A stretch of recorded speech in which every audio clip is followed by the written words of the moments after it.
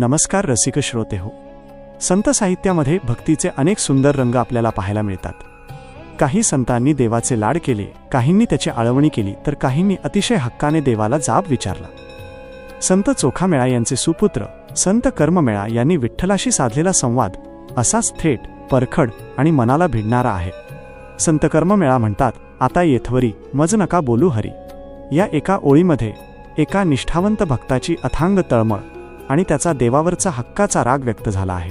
जेव्हा एखादी व्यक्ती अत्यंत मनापासून प्रेम करते तेव्हाच तिच्या मनात असा आदरयुक्त रुसवा निर्माण होतो.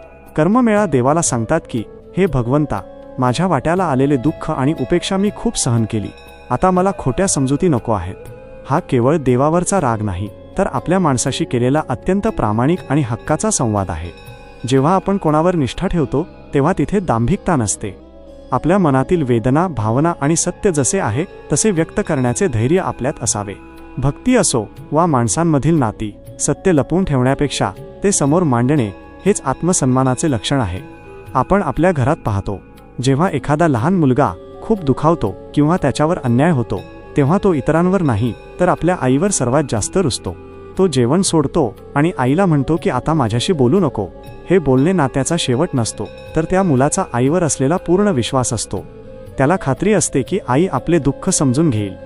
संत कर्ममेळा यांचे विठ्ठलाशी असलेले नाते अगदी तसेच होते. जीवनात जेव्हा जेव्हा आव्हाने उभी राहतील, अन्याय वाट्याला येईल किंवा अपयश येईल, तेव्हा मनावर कोणताही खोटा मुखवटा चढवू नका. स्वतःच्या भावनांशी प्रामाणिक राहा. आपल्या मूल्यांशी कधीही तडजोड करू नका आणि संकटांना सामोरे जाताना स्वाभिमान कधीही सोडू नका. जे खरे आहे ते निर्भयपणे स्वीकारण्याची आणि मांडण्याची ताकद स्वतःमध्ये निर्माण करा. या संपूर्ण अभंगाचा भावार्थ जाणून घेण्यासाठी चॅनलला सबस्क्राईब करा व बेल आयकॉनला दाबून नोटिफिकेशन ऑन करा, जेणेकरून नवीन व्हिडिओ आल्यावर आपणास पूर्व सूचना मिळेल. धन्यवाद. रामकृष्ण हरी.